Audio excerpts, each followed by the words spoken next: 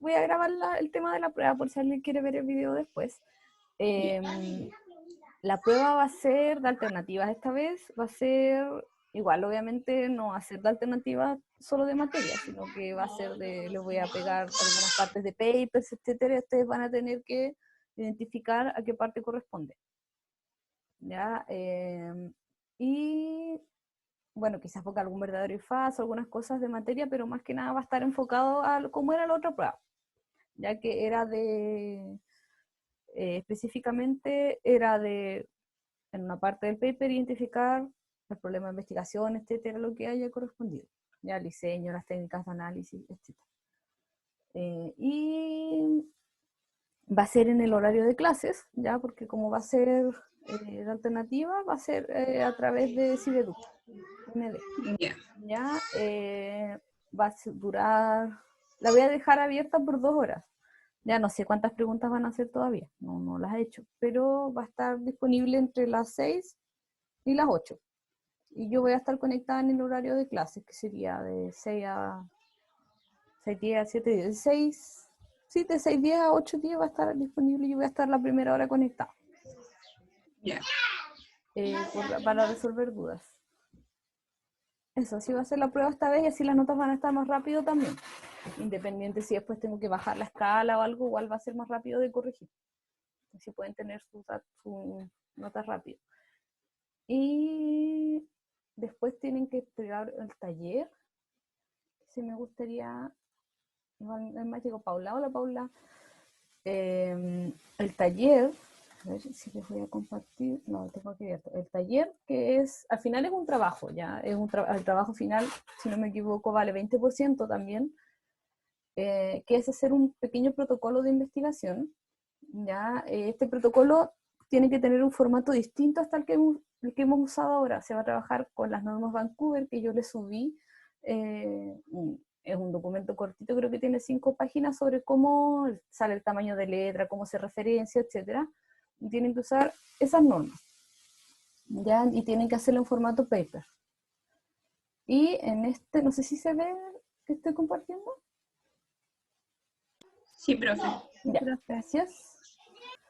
Entonces, bueno, me interesa que lo veamos igual porque lo que yo quiero, y que igual le voy a escribir un correo a la delegada, yo creo, lo que yo quiero es que yo les voy a hacer tutorías por grupo. Ya la otra semana tenemos 2 clases, una el martes y una el jueves, entonces yo quiero que cada grupo se anote 1 hora. Ya lo ideal sería que igual, son harto grupos, son 9. Ya si no tienen problema, quizás van a tener que conectarse un poco más tarde de lo normal algunos grupos, porque en teoría tendríamos martes y jueves sería, me alcanzaría como para 2 grupos, entonces ya tendrían que ser como de 20 minutos las horas, pero yo creo que la idea es que haya como 4 cupos, podría incluso, bueno, yo me puedo quedar hasta más tarde, ya, pero depende de ustedes también qué tanto pueden participar después del horario de las 7, porque son 9 grupos y solo tenemos clases el martes y el jueves, y este taller se entrega el 17, el domingo. Ya, no es un taller tan largo, tiene, aquí ustedes ven que tiene hartas cosas, pero por ejemplo hay harto de esto que ustedes ya tienen avanzado.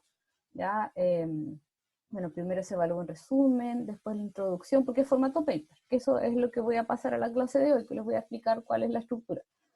Identificar un problema de investigación, formular una pregunta, si ya la tienen, justificar el problema, formular una hipótesis si es que corresponda, formular el objetivo general, objetivo específico, marco teórico, pequeño obviamente, es una variable con una fuente bibliográfica.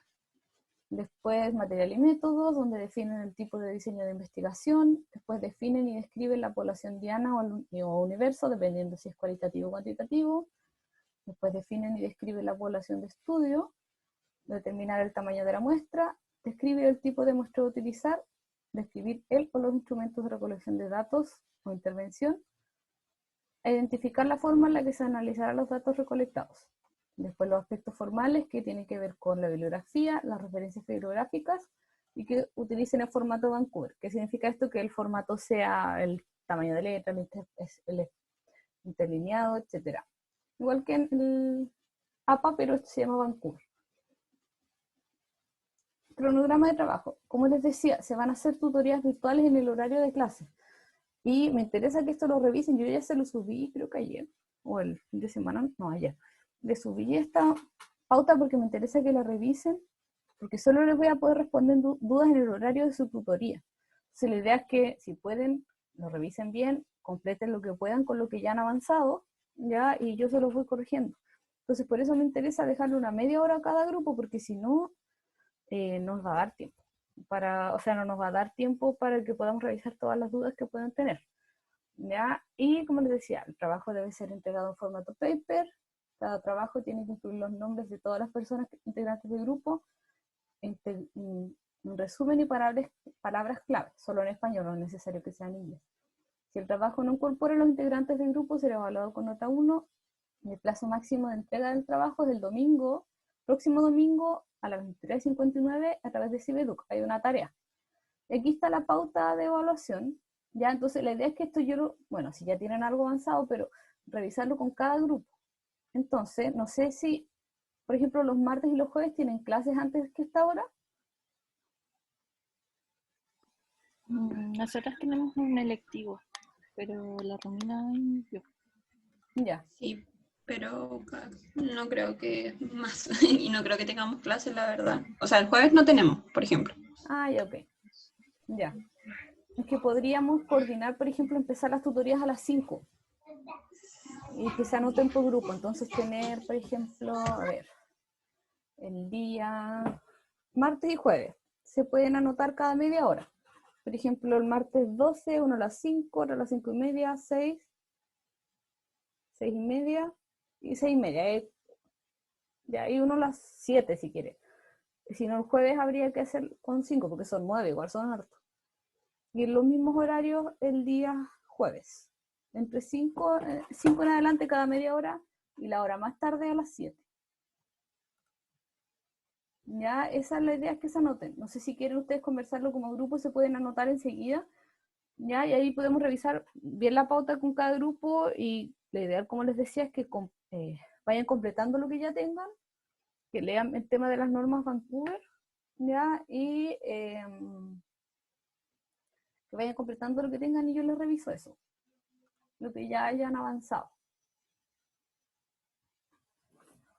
Ya, bueno, en realidad yo quiero que se anote cada grupo porque es más fácil trabajar así, porque si no van a venir a clase, van a venir 2 grupos, los demás no van a tener tutoría, les va a ir mal. Yo me fijé mucho en los talleres que ya tienen todas las notas, que los grupos que estaban en las tutorías tenían muy buenas notas y los que no vinieron tenían malas notas. No había un intermedio. Ya los grupos con mejores notas son los que estaban en los talleres y me hacen preguntas. Entonces, si no vienen a los talleres, hay probabilidades que les vaya mal en el trabajo, igual vale, o sea, el trabajo taller, que igual vale 20% de la nota. Eso, así que, bueno, de todas formas, yo creo que voy a tener que enviarles un correo, pero para que se anoten, ya si creo que son solo mujeres, si alguna de ustedes quiere anotar a su grupo, puede hacerlo como están en la clase, vinieron a la clase, pueden tomar la hora que quieran. Ya puede ser a las 5, 5:30, 6, 6:30 o 7, pero ya hay 7 igual es tarde, pero el martes o el jueves hay que dejar una hora a las 7. Y Mi grupo quiere el jueves a las 6. el jueves a las 6, ya. ¿Qué grupo es? El grupo 1. ¿Cierto? Ya. Sí. Yo lo voy a anotar enseguida. Ya. Muchas gracias, Romina. Entonces, grupo 1 es el jueves 14 a las 18 horas. Súper. Ya. ¿Son todas del mismo grupo las que están o no, cierto? No. No, profe. No. Bueno, si alguien más se quiere anotar de que termine la clase, me avisa. Me aprovecho de anotarla al tiro y así se quedan con así como las mejores horas, no sé. Pero se quedan con las horas que ustedes quieran, pues más opciones de elegir. Ya. Entonces, eso sobre el taller, sobre sobre el taller, los talleres finales, que son 2 notas. No se olviden también que la otra semana se entregan los talleres de la unidad 2. No me han enviado muchos hasta el momento. Tengo solo algunos. Tengo poquitos. Tengo 3 del taller 5, 3 del taller 6, 2 del taller 7 y 2 del taller 8. Sí, Profe, ahí en la unidad 2 hay un taller que es como taller 9. ¿sí? Creo que es como de... Ese también se entrega en la segunda unidad, ¿cierto? Sí. Este es 10 y 11. Corresponden a los talleres 10 y 11 los que son el trabajo final. Ya. La del 5 al 9 es en la segunda Sí. unidad. Son 5 talleres, no 4. Ya. Eso, les llegaron los correos que les envié, ¿cierto? Con las revisiones de las pautas de corrección de los talleres. Sí, profe. Ya. Gracias. Ya, entonces vamos a ver, creo que ya voy a pasarlo más rápido de lo que tenía pensado porque estuvimos hablando un ratito sobre lo que queda. Ya, esta es la unidad 3 y corresponde, se llama presentación del conocimiento científico. Ya, ¿cuál es el objetivo de, de esta unidad? Es que conozcan la estructura de un paper. Ya hay distintos tipos de paper, por supuesto. Ya la clase de hoy me voy a enfocar bastante en lo que se llama artículo original. ¿Ya? ¿Por qué? Porque también se relaciona con el taller que tienen que hacer. Igual, si nos alcanza el tiempo, voy a pasar rápidamente la materia que corresponde a otros tipos de artículos de investigación. ¿Ya? Pero como les decía, el énfasis va a ser en las investigaciones originales, cómo se estructura una investigación, un paper, una publicación de una investigación original. Entonces, bueno, antes de ver todo esto, quiero que hablemos un poco sobre las formalidades que llevan las publicaciones científicas, ¿ya? Porque ustedes dirán como las formalidades, bueno, para publicar un paper, ya hay como hartos pasos a seguir. ¿Ya qué significa esto? Significa que hay como protocolos, hay todo un protocolo de cómo, de distintas fases para redactar un manuscrito. ¿Ya? Hay una fase que se llama fase inicial, donde las personas o el grupo de investigadores e investigadoras se pregunta primero, bueno, ¿por qué quiero publicar? ¿Ya? ¿Es importante publicar? ¿Me interesa publicar? ¿Qué gano publicando? Ya muchas veces el tema de publicaciones obviamente no quiere hacer un aporte a la ciencia y al conocimiento, ¿verdad? Y de un tema que es relevante para nosotros, para nosotras, ¿ya? Y también obviamente para ganar prestigio, ¿ya? Especialmente en la academia, por ejemplo, si ustedes después quieren ser docentes, el tener publicaciones es algo que juega a su favor porque implica que ustedes son reconocidas, ¿ya? En el área de investigación y de trabajo en el que están, en el que se desempeñan. Después, ¿qué más es importante antes de empezar a redactar un manuscrito, ¿cierto? Es comprender el juego de la publicación. Publicar no es llegar y mandar, no es llegar y publicar. Yo no envío mi paper y me lo aceptan inmediatamente, sino que todo esto pasa por un proceso donde la investigación que yo envío, que cada revista tiene su propio formato además, ¿ya? Yo les voy a pasar cómo se escribe, se hace se presenta un paper de un artículo original en el formato Vancouver, que es MRD, pero al final cada revista tiene su propia versión de cómo presentar la información, ¿ya? Entonces, además tiene que ver mucho con, por ejemplo, las personas que son ya, típico lo que pasa, esto pasa en todas partes, el que ya es conocido tiene más posibilidades de publicar sus papers que alguien que no es conocido, ¿verdad? Eso pasa en todo, es cuando te piden experiencia laboral y recién egresaste, por ejemplo. Y tiene que ver bastante con, por ejemplo, con también conocer a gente, si la universidad es prestigiosa, y dependiendo de la revista que sea, mientras más prestigiosa es, es más difícil de publicar ahí. Las personas que evalúan las publicaciones ya son nuestros pares, ya son personas como investigadores, investigadoras igual que ustedes, igual que nosotros, y que lo hacen ad honorem, o sea, no les pagan por hacer esto. ¿Ya? Y perfectamente en una revista van a aceptar un paper que en otra no. Tengo que saber dónde enviar mi manuscrito, porque no todas las revistas aceptan, por ejemplo, si es un paper de terapia ocupacional, una investigación sobre terapia ocupacional, no la voy a enviar a, no sé, a sociología, ya tiene que ser algo de salud, por ejemplo. Después, fase preliminar, definir el mensaje, ¿qué es lo que quiero decir con publicación? ¿Ya? Y también decir la información que se va a presentar. Cuando se hace una investigación, ¿cierto? Ya vieron todos los pasos que tienen, pero un paper tiene 5 páginas incluida bibliografía muchas veces, ¿verdad? Entonces, de todo lo que yo tengo, ¿qué voy a decir y qué no? ¿Qué voy a explicar y qué no? ¿Cuál es el mensaje que quiero entregar? Después viene una fase que se llama de preparación, ya decidir la autoría. Elegir a la persona que es la más importante, por decirlo así, no es fácil. ¿Ya? ¿Cómo sé yo qué persona va primero en el paper? Aunque esta vez no lo crean, eso es importante. Ya cuando se publica un paper, la persona que va primero, el nombre que va primero, porque no va en orden alfabético, no sé si lo han notado, la persona que va primero es quien es autor o autora principal. ¿Ya? Y eso le entrega más renombre. Muchas veces cuando son muchos autores, autoras, si se fijan, se pone el de primer apellido y después dice et al. ¿Ya? El autor principal es la persona que tuvo más influencia en realizar la investigación. Entonces, sí, todos consideran que hicieron la misma cantidad de esfuerzo, porque es difícil decidir quién va primero y quién no. Por ejemplo, cuando se hace una investigación, la persona que se le pagó para recolectar la información, ya, no es parte de la investigación.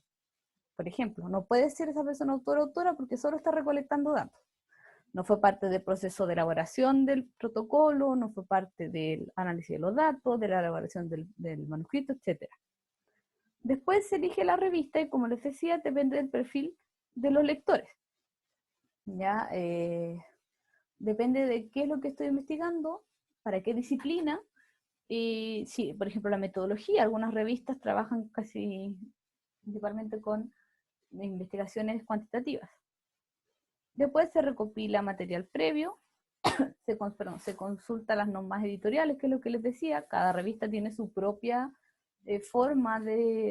su propio formato para entregar, para hacer una publicación, y se fija la estructura del manuscrito, qué tiene que ir en qué apartado.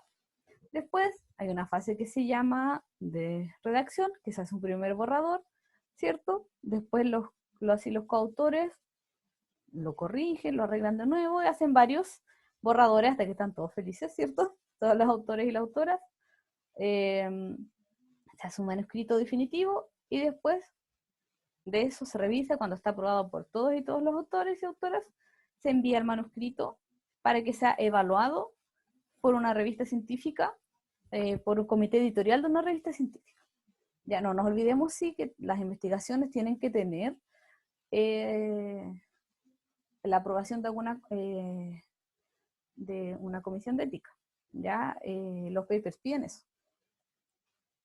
Ahora, ¿qué más? Bueno, dejar en claro también que no voy a hablar sobre los aspectos éticos. Yo sé que ustedes estudiaron bioética, entonces deberían ustedes entender y saber ya qué es un consentimiento informado, cuándo se utiliza, por qué es importante, etcétera, ¿cierto? Entonces, cuando consideramos hacer una investigación, yo doy por hecho que ustedes saben que eso es importante, que siempre tienen que pedir el consentimiento de las personas, ¿cierto?, al momento de participar de la investigación. Ya, entonces ahora vamos a lo que yo les quiero explicar. Bien, ya esto es lo que me interesa más porque se relaciona harto con el trabajo. Los artículos originales corresponden a una investigación. ¿Qué es un artículo original? Es una investigación, es un paper, en este caso, donde se plasman los resultados de una investigación. Ya, ustedes recolectaron datos, ahora mismo van a hacer un protocolo de investigación, es lo que han estado haciendo ya durante varias semanas, ya, distintas partes de un protocolo de investigación. Y el artículo original sería donde ustedes plasman su investigación, los resultados de una investigación. Eso incluye protocolo, la introducción, material y método, ¿cierto? Resultados, discusión. Entonces, una publicación, artículo original también se llama publicación primaria. ¿Por qué se llama así? Porque es con datos primarios, parten de datos desconocidos, ¿cierto? Desde antes. La primera publicación, o no desconocidos, porque pueden ser datos secundarios o que ya han sido utilizados para o utilizar bases de datos de otras personas, pero sí tienen un objetivo distinto y entregan nueva información al conocimiento, ya nuevos conocimientos científicos. Entonces, por ejemplo, ¿qué incorpora para que sea mencionado como artículo original? Es la primera publicación de los resultados de una investigación original, ya en una forma que los colegas del autor, o sea, sus pares, ¿cierto?, puedan repetir los experimentos y verificar las conclusiones, o sea, que sea replicable, ya, y que se encuentre en una revista o una fuente documental que sea de fácil acceso para la comunidad científica. Entonces, no todas las investigaciones o todos los papers son artículos originales porque tienen que cumplir con esas 3 características, ya que sea la primera publicación de los resultados de una investigación original, que nunca se había hecho antes, que esté presentada de tal forma que los pares del autor o autora puedan repetir los experimentos, replicar la información, ¿cierto? Replicar los experimentos, la manera en que se recolectan los datos y verificar las conclusiones, y que se encuentre en una revista científica o alguna fuente documental que sea de fácil acceso a la comunidad científica. ¿Ya? Existen, como ya les comenté, existen reglas que son generalmente un poco estrictas, ya, para redactar y publicar artículos del área de salud en particular. Ya, si ustedes trabajaran en otra área, no sería tan importante el tema, por ejemplo, sí, es importante el consentimiento siempre, pero ustedes, por ejemplo, pueden hacer experimentos. Entonces, eso hace que haya otros niveles de influencia que pueden tener en las personas al realizar intervenciones. Ya, por ejemplo, hay un comité internacional de editores de revistas médicas que son quienes crearon estas normas, que es las que yo les decía que yo quiero que ustedes escriban, hagan su trabajo final con ellas, que son las normas Vancouver. ¿Ya? ¿Y qué finalidad tiene esto? Porque crearon algo distinto, algo nuevo. Ya es que la comunicación entre la persona que investigó, o sea, el investigador o la investigadora, y la persona que leyó el trabajo, sea coherente, clara y precisa. O sea, que cualquier persona que lea el paper entienda lo que está explicando. Entonces, aquí les voy a mostrar un poquitito esta tabla. Después vamos a ir una a una, cada uno de los cuadritos, ¿ya? ¿Por qué se llama IMRD? I, introducción, M, material y métodos, R, resultados de discusión. Por supuesto que tiene el título, resumen y referencias bibliográficas, pero una forma de acordarse de cómo se llama es esto, IMRD. Ya, primero, revisemos la tabla. ¿Cuáles son las características que tiene que tener el título? Ya, tiene que indicar el contenido y atraer la atención. Tiene que ser corto, conciso y atractivo. ¿Ya? ¿Se acuerdan cuando hicieron la prueba 1? Muchas veces, por ejemplo, el problema de investigación estaba en el título. Ustedes sabían de qué se trataba. Muchas veces es lo único que leen las personas para elegir si el paper lo van a utilizar o no. Después el resumen, donde se hace un resumen del estudio, ¿cierto? Valga la redundancia, que incluye los objetivos del estudio, los aspectos claves del diseño, el tipo de diseño, por ejemplo, la cantidad de la muestra, los datos, la forma en que se recolectaron y analizaron los datos, los resultados principales y las conclusiones. Si se fijan, en el resumen no va la discusión. ¿Y qué características tiene? Que es frases cortas y sencillas y autoexplicativo. Cuando leen el resumen de un paper, ustedes se fijan que tiene lo más importante en como una línea cada una de las cosas que les mencioné. Después viene la introducción, que donde se contextualiza y justifica el estudio, y se presenta la hipótesis en caso de ver. ¿Ya? Si también se han fijado, han leído varios papers, rara vez un paper tiene introducción, perdón, hipótesis. ¿Ya? ¿Qué es lo que incorpora la introducción? ¿Qué es lo que se ha estudiado? Incorpora el problema de estudio, los antecedentes de ese problema, por qué se realiza la investigación, las hipótesis y objetivos. ¿Y cuál es su característica? Que es breve. También les debe haber pasado cuando leen papers que dicen por qué tan poca información sobre qué se trata este tema. Hasta el momento yo les había dicho que cuando redacten piensen que la persona que está leyendo no sabe de lo que hablan.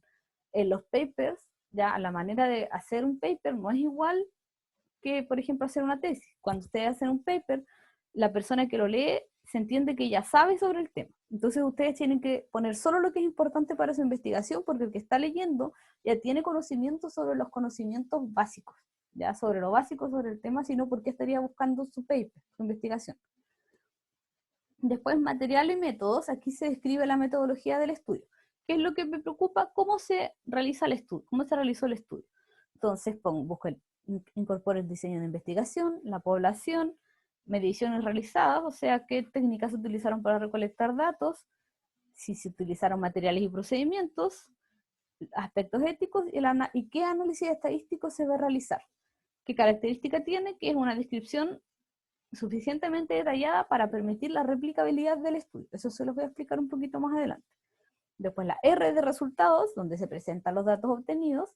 ¿Ya? ¿Qué observan acá? Ya la descripción de la población, o sea, aquí contestan esta pregunta. ¿Qué se ha observado? Describen la población estudiada y los resultados del análisis de los datos. Siempre los papers, si se fijan, antes de empezar a hacer análisis más complejos, por ejemplo, hacer regresiones lineales, ¿cierto? Correlaciones, lo primero que hacen es poner una descripción general de los datos que podríamos considerar demográficos, quizás cuántas son mujeres, cuántos son hombres, cuántos están enfermos, cuántos presentan o no cierto diagnóstico, etc.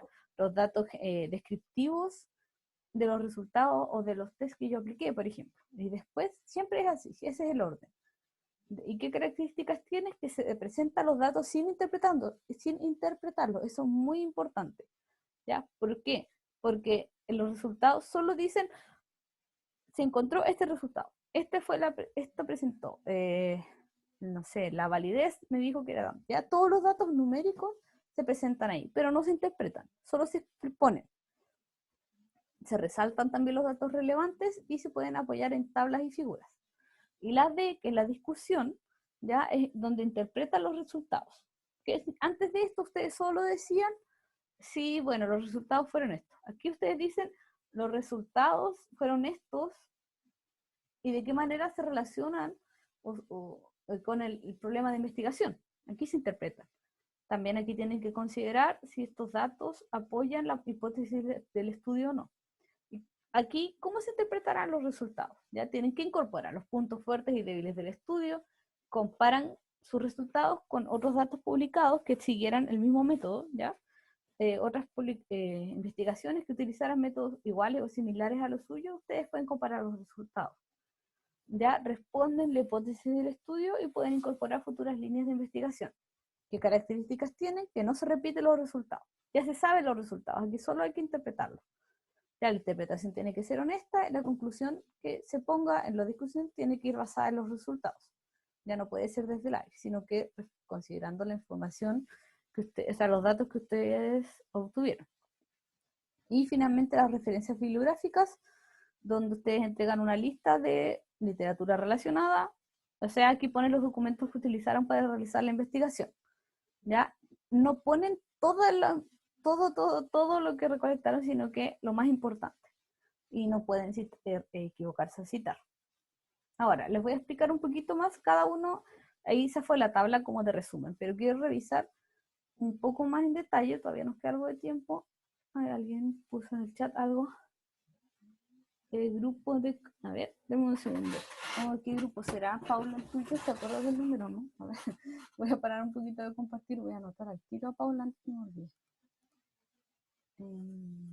Vamos al grupo 4. Grupo 4, ya, muchas gracias. Grupo 4. El martes a las 6, ya. Voy a anotar enseguida. Gracias.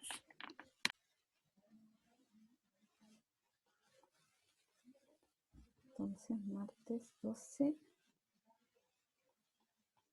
a las 6.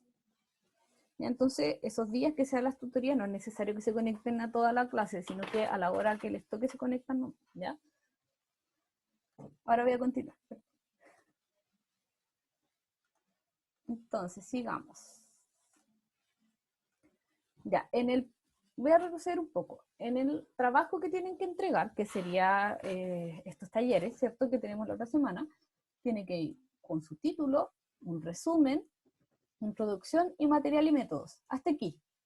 Pero ni siquiera va todo lo que sale acá. Ya revisamos rápidamente la pauta, pero creo que algunas cosas no van. Pero esto es lo que más nos vamos a enfocar hoy. Ya se lo voy a explicar bien, para que cuando hagan su trabajo no cometan los errores. Entonces, les estaba comentando, primero que vamos a empezar por la introducción, ¿cierto?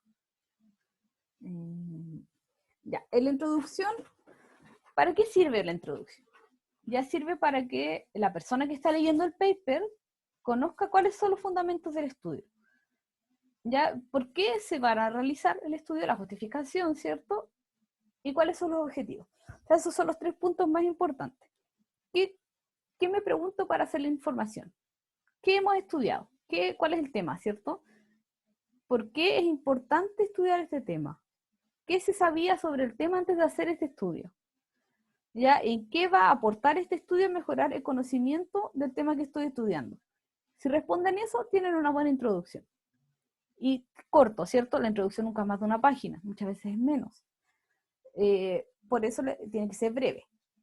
¿Ya? Y también, si se fijan, no se utilizaban tantas citas bibliográficas, ¿ya? Sino que tienen que usar pocas, tienen que ser máximo 5 años de antigüedad, ojalá menos, ¿ya? Y tienen que estar bien seleccionadas. Un paper es mejor o tiene más puntaje al momento de que lo evalúan para poder ser publicado si tiene menos citas, referencias bibliográficas. Si van a hablar sobre una definición de una temática o definir algún concepto, o no sé, o explicar algo sobre conocimiento respecto al tema que están investigando, mientras más actualizada, mientras más coherente, mientras mejor explique lo que están investigando, o mejor caracterice lo que están investigando, es mejor. ¿Ya? Ya les comenté que no tienen que presentar información genérica, porque la persona que lee el paper lo buscó porque ya sabe sobre el tema, le interesa conocer algo específico, que sería su investigación. Entonces, ¿qué incorpora una buena introducción? Incorpora un marco teórico y el planteamiento del problema de investigación. ¿Ya? Asimismo, también entrega los antecedentes del trabajo, ¿ya? Donde citan y comentan posibles estudios previos. Muchas veces el marco teórico, y seguramente les tocó cuando hicieron la prueba, ustedes decían el marco teórico no tiene conceptos, pero sí incorpora otras investigaciones realizadas al respecto. ¿Ya? También pueden incorporar ahí porque a los investigadores les interesó realizar ese estudio. Y lo que es importante también es que el último párrafo de la información sí o sí tiene que enunciar el objetivo del estudio. Ustedes dirán, pero yo leo papers y no incorporan todas esas cosas. Bueno, entonces no cumplen bien con el método Vancouver. Esa es la respuesta. Y en la tabla que está ahí puedes ver cuáles son los errores frecuentes en el apartado de introducción de un artículo original. Realizar una revisión exhaustiva del tema. Como les decía, tiene que ser conciso. No puede haber cosas que sean de conocimiento lo básico sobre el tema porque ustedes están yendo más allá. Citar un número excesivo de referencias bibliográficas. Mientras menos autores, más importante, o que más entreguen información, mejor. Citar referencias bibliográficas de poca actualidad, que sean actualizadas. Realizar una revisión histórica de la enfermedad. Ya no debería ir en un paper. Explicar lo que se puede encontrar en cualquier texto de consulta, no justificar el estudio. Ya, yo siempre les he pedido que justifiquen por qué es importante realizar la investigación. Y es porque tiene que ser de interés. ¿Ya? Para la comunidad científica, también para las personas que van a leer el paper o evaluarlo para publicarlo, piensen que esas personas tienen que convencerlas de que su investigación es importante y que sirve. Abrumar al lector con multitud de datos irrelevantes sobre la trascendencia del problema. Imponer datos que en realidad no son importantes para la investigación. Omitir el objetivo o anunciarlo de forma inadecuada. Ese es un error muy común que yo creo que les ha tocado ver en algún paper alguna vez. Después, material y métodos. ¿Qué va acá? Material y métodos se describe el diseño de investigación y cómo se desarrolló. Ya ustedes hacen un diseño de investigación y explican cómo se llevó a cabo la investigación. Esto es lo más importante de cualquier paper, es el apartado más importante de todas las investigaciones ¿por qué? Porque sirve para replicar la investigación. La idea de ese apartado es que tenga que ser tan sencillo y tan claro, entendible, conciso, que cualquier persona que lea el paper pueda replicar el estudio. ¿Ya? ¿Qué va acá? Como les decía, ¿qué es lo que va? Va el diseño, los sujetos, o sea, la muestra, las fuentes de información, las intervenciones, si se realizaron algunos, los instrumentos que utilizaron, las variables de respuesta, los procedimientos, si hicieron alguno, y la estrategia de análisis estadístico.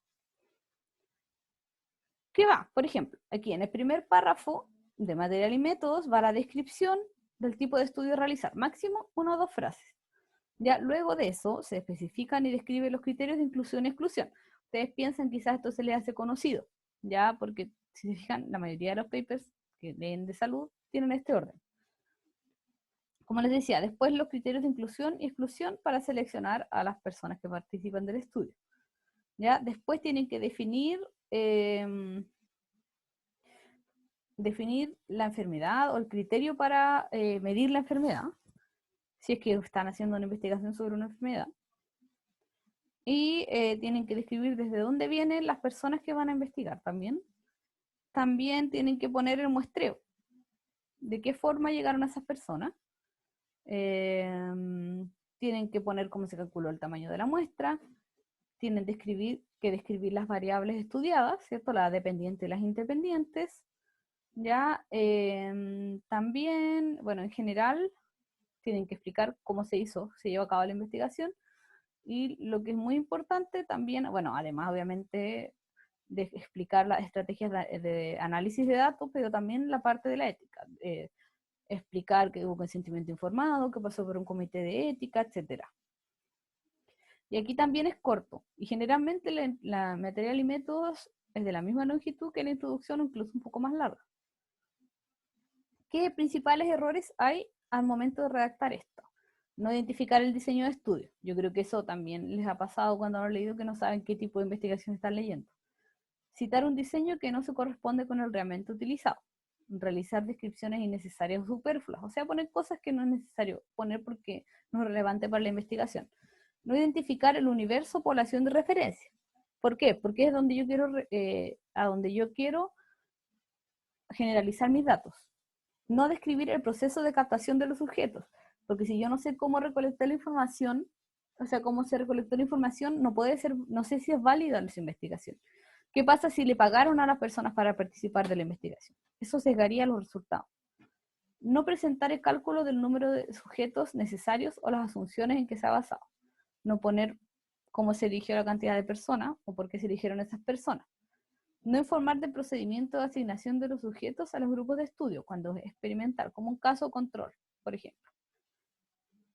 Definir variables que posteriormente no se utilizan en el análisis. Por ejemplo, aquí dice, frecuente en artículos que informan sobre aspectos parciales de una investigación más amplia. No es necesario que hable sobre muchas variables y solo voy a incorporar dos. ¿Ya? Explicar detalladamente variables o pruebas no esenciales para el estudio. Omitir, así se fijan, estas tienen que ver harto con ser redundante o poner cosas extra. En un paper va lo justo y lo necesario, por decirlo así. ¿Ya? Va justo lo que se necesita para poder entender ese paper y esa investigación. Omitir información necesaria para la interpretación del estudio o utilizar descripciones incompletas. Incluir información que corresponde a resultados. Eso pasa mucho también. Por ejemplo, describen los resultados de las frecuencias en los materiales y métodos.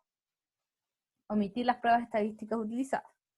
Y no describir el método en un orden lógico, o sea, empezar con una cosa, después con otra, por ejemplo, empezar con el análisis estadístico, seguir con los métodos, después la población, no tiene sentido. Ese no es el orden de cómo se hace una investigación. El otro es resultados. Ya les había comentado que los resultados aquí tienen que presentar los hallazgos, los datos que recolectaron en su investigación, pero no tienen que interpretarlo. Aquí muestra los resultados de las pruebas estadísticas que aplicaron, ya, pero no tienen que interpretar los datos.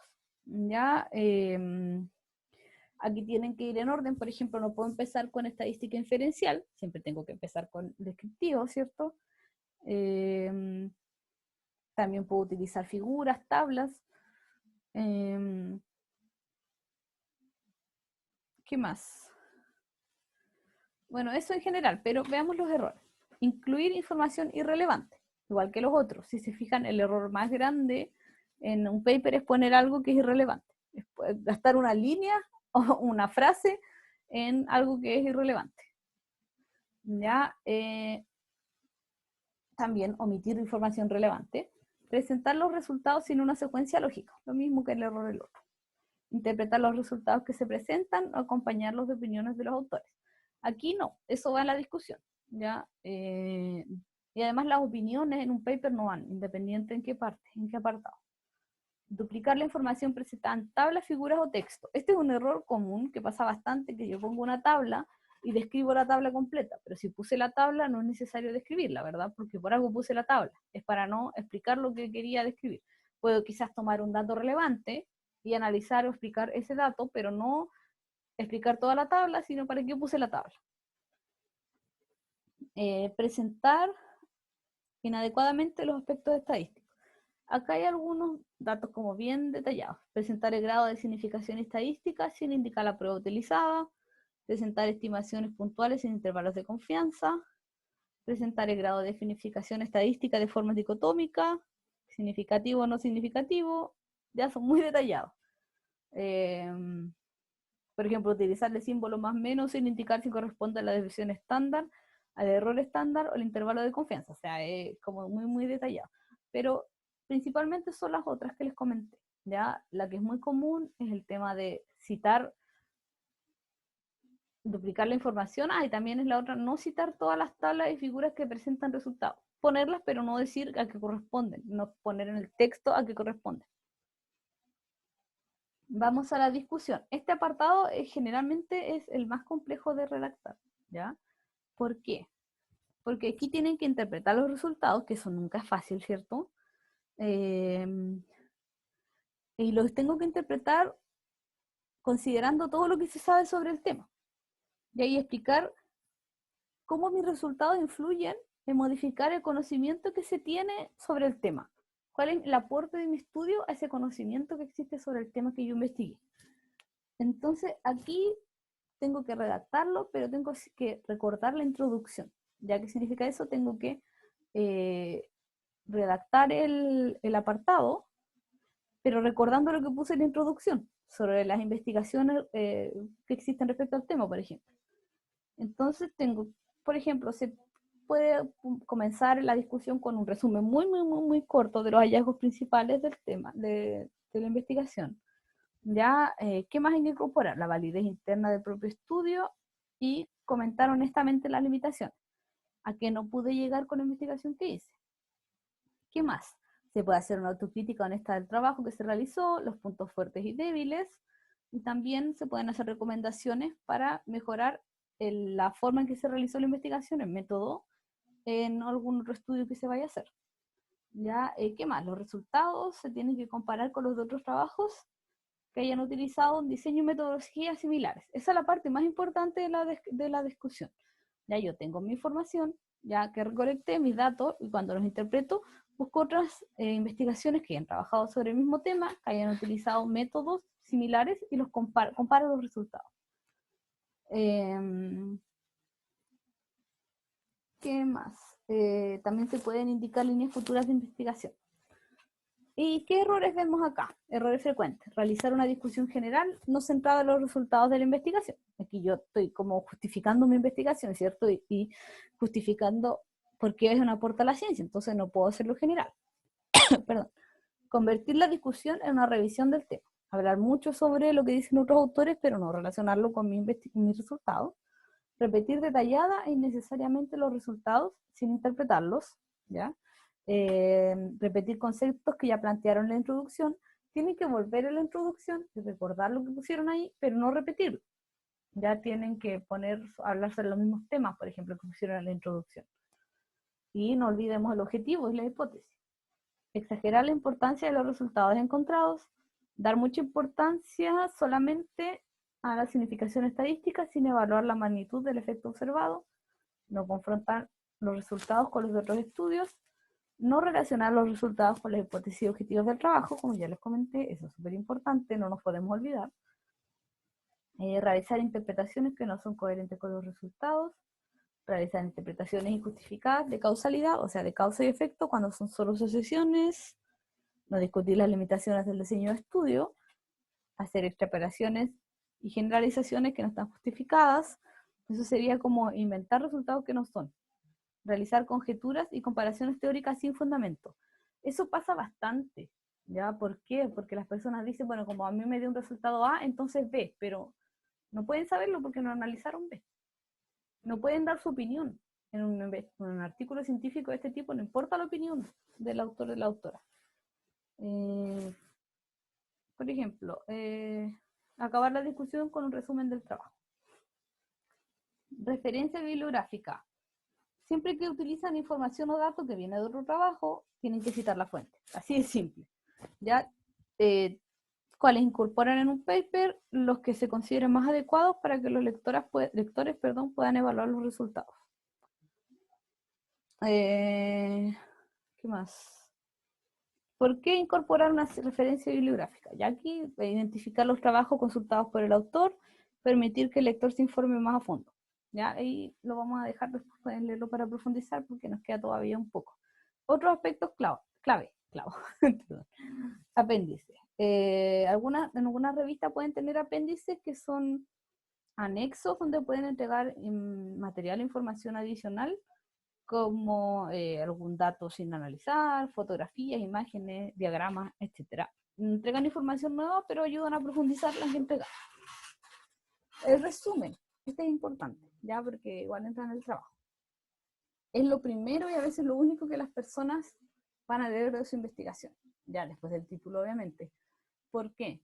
Porque ustedes saben que no todas las personas tienen acceso a los papers completos. Y la manera de decidir o elegir qué paper voy a comprar, por ejemplo, viene del resumen y del título. Perdón. ¿Qué más? ¿Qué es lo que los aspectos más importantes de un resumen? Una frase con el objetivo principal del estudio, una descripción del método utilizado en 2 o 3 frases, resumir los resultados principales en 2 o 3 frases, resaltar la conclusión y las principales implicaciones del estudio. Y que otra cosa importante que se tiene que escribir después de que se hizo el informe, después de que ya se hizo el paper, se tiene completo y se hace el resumen. El título. Como ya les mencioné, el título es lo primero que se lee en un artículo, ¿cierto? Y si no es un título atractivo o no explica bien de qué se trata la investigación, las personas van a pasar el paper. Por eso es importante. ¿Ya? Palabras clave. Es una lista de términos relacionados con el contenido del artículo, que generalmente entre 3 a 6, y que ayudan a clasificar el trabajo, los índices y bases de datos bibliográficos. Muchas veces ustedes buscan de esa forma, ¿cierto? Los papers. Los buscan con las palabras clave. Los autores. Ya les comenté cómo se incorporan los autores, ¿cierto? Cuando son más de 6 autores, se pone los primeros 6 y después se pone et al. Entonces ahí desaparecerían. ¿Ya? Y agradecimientos, muchas veces en el formato Vancouver, se pone una nota al pie de la primera página o en un apéndice del texto y se especifican los agradecimientos. Eso sobre la investigación original. Era harto, ya porque es la que es más complicada. Hacer una investigación es difícil y mucho más. Después resumirla en 5 páginas y presentar toda la investigación en 5 páginas. Entonces, para terminar ya estamos, rápidamente vamos a revisar otros tipos de investigaciones. Ya, el artículo de revisión. Puede ser una revisión sistemática, un metaanálisis o una revisión narrativa. Esto ya creo que lo pasamos, pero rápidamente. La revisión narrativa sintetiza el estado actual del conocimiento respecto a un tema en particular. Ya es poco objetivo. La revisión sistemática, es una síntesis de los estudios realizados sobre una pregunta de investigación. Quiere entregar una respuesta basada en evidencia y puede ser un artículo de revisión o una investigación original. También se puede considerar porque se hace una pregunta de investigación, solo que los datos que se recolectan corresponde a la información que hay en otras investigaciones. Más, editorial de artículos de opinión. Esto, como les decía, estos son otros tipos de publicaciones, ¿ya? ¿Qué se hace en las editoriales y los artículos de opinión? Se hacen revisiones críticas de temas científicos que hacen personas que son expertas en el tema. ¿Ya? ¿Cómo se define quién es experto o no? Cada revista lo ve, cada revista lo define. Pero generalmente es una persona con una larga trayectoria en investigar un tema en particular. Y el texto tiene una secuencia lógica. Primero se presenta el problema, investigas cuál es el problema y el estado del arte, que es qué se sabe del tema hasta el momento. Se ponen pruebas en contra y a favor de la propuesta que hace la persona experta, ¿cierto? Y después se hace una evaluación global de todas las pruebas, una reflexión personal y conclusiones. Aquí, ¿por qué es importante que sea una persona experta? Que si se fijan, aquí no hay colección de datos, sino que se analiza, la persona dice, yo soy experta, puedo decir que hace una proposición y ve qué información hay al respecto y da su opinión sobre el tema. Aquí sí puede haber una opinión y una reflexión personal. Pero para eso hay que ser experto o experta. Una nota clínica. Muchas veces en salud se hace esto porque no se hacen grandes investigaciones, pero sí se recolecta información sobre casos sobre enfermedades en particular, algún paciente, etc. Es comunicación de una o más observaciones clínicas para realizar un aporte novedoso al conocimiento de una enfermedad, describir un caso único o casi único, presentar un estudio familiar o epidemiológico, describir un nuevo procedimiento técnico, presentar un conjunto de casos de una enfermedad peculiar, describir los efectos inesperados o adversos de un tratamiento. Ahora, como estamos en crisis sanitaria, se imaginarán que se han hecho muchas notas clínicas porque es completamente nuevo el COVID, ¿verdad? Entonces, debe haber muchas notas clínicas de muchos lugares donde se han realizado hallazgos o se sabe algo sobre, se está trabajando con las personas que trabajan directamente con COVID, con pacientes con COVID. ¿Cómo se estructura una nota clínica? Tiene tres partes. Una introducción donde hay una revisión histórica ya de lo que es la enfermedad o el procedimiento, la técnica, etcétera. Se define la enfermedad, hallazgo técnica a qué corresponde. Después se describen los casos. Ya este es el caso que voy a presentar, se describe. Después en la discusión se escribe por qué el caso es relevante, si hay algún caso similar y que encuentran algo que le haya sucedido parecido o si hay alguna diferencia y cuál es la consecuencia de la práctica clínica de lo que se explicó en la nota clínica. Por ejemplo, un procedimiento nuevo, ¿qué consecuencia tendría al tratamiento, por ejemplo?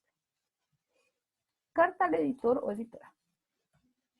Recogen aportes de las y los lectores sobre respecto de aportar información, discrepancias o replicación de trabajos previamente publicados en la revista. Se envía la carta a los autores, ¿sí?, quienes entregan una réplica que se publica en conjunto. O sea, por ejemplo, alguien puede decir, señor editor o señora editora, vi que en su número anterior, ustedes nos pusieron tal artículo. Ya. Como yo soy experto o experta en el tema, por ejemplo, no siempre tienen que ser experto o experta, noté que hubo un error, bla, bla, bla. Entonces empieza a decir, yo creo que lo que dice esa publicación no es correcto por esto. Esa carta le llega a la editorial la acepta, ¿ya? La editorial de la revista, se le envía a los autores y las autoras, ¿cierto? De los otros, del paper de que se está criticando o haciendo una observación, ellos entregan una réplica respecto a la observación y se publican las dos juntas. Esa es una carta al editor o la editora. Eso. Sé que fue una clase súper como rápida, ya, pero teníamos que pasar esta materia que es la última unidad para que puedan hacer su trabajo. Entonces, no sé si tienen alguna duda.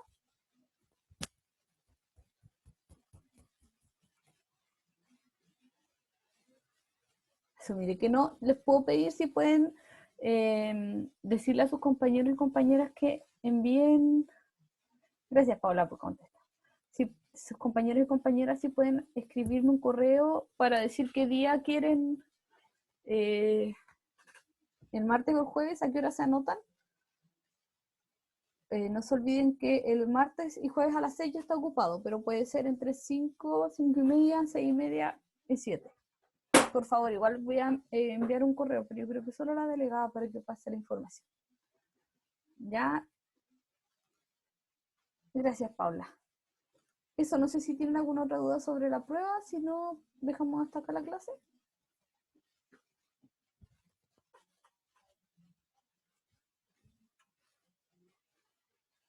Bueno, gracias por venir. Nos vemos entonces el jueves. Que estén bien. Chao. Chao, profe. Chao, que estén bien.